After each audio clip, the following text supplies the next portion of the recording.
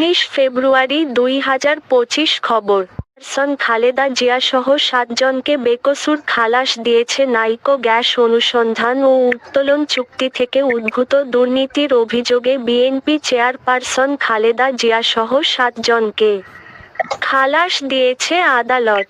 বুধবার ঢাকার 4 নম্বর বিশেষ জজ আদালতের বিচারক রবিউল আলম এ মামলার রায় ঘোষণা করেন।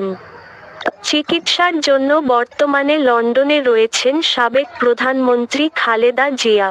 মামলায় খালাস পাওয়া অন্য 7 জন হলেন সাবেক প্রধানমন্ত্রীর মুখ্য সচিব কামাল উদ্দিন সিদ্দিকী, জ্বালানি ও খনিজ সম্পদ মন্ত্রণালয়ের সাবেক ভারপ্রাপ্ত সচিব খন্দকার শহীদুল ইসলাম, সিএম ইউসুফ হোসেন, সাবেক সিনিয়র সহকারী সচিব মীর মইনুল হক, বাপেক্সের সাবেক সিনিয়র জেনারেল ম্যানেজার ব্যবসায়ী গিয়াস উদ্দিন শরীফ, ট্রাভেল কর্পোরেশনের চেয়ারম্যান ভূঁইয়া আল মামুন, ট্রাভেল কর্পোরেশনের চেয়ারম্যান ফারুক হোসেন ও সাবেক মন্ত্রী, নাইকো রিসোর্সেস বাংলাদেশ লিমিটেডের প্রেসিডেন্ট, দক্ষিণ এশিয়া, কাশেম, ময়নুল ও কামাল উদ্দিন পলাতক।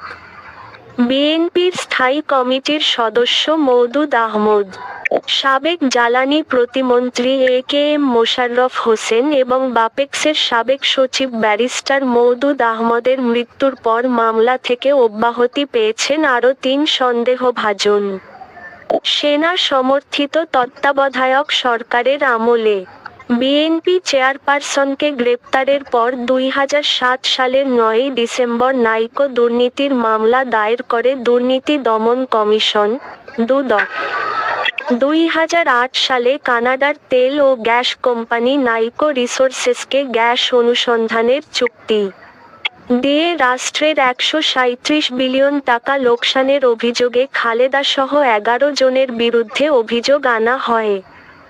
দুর্নীতি দমন পর্যবেক্ষণ সংস্থা মামলা দায়েরের 16 বছর পর বিচার শুরু করে 19 মার্চ এই মামলায় খালেদাসহ 7 আসামিকে অভিযুক্ত করেন আদালত। বিচার চলাকালীন 68 জন সাক্ষীর মধ্যে 39 জন আদালতে সাক্ষ্য দেন।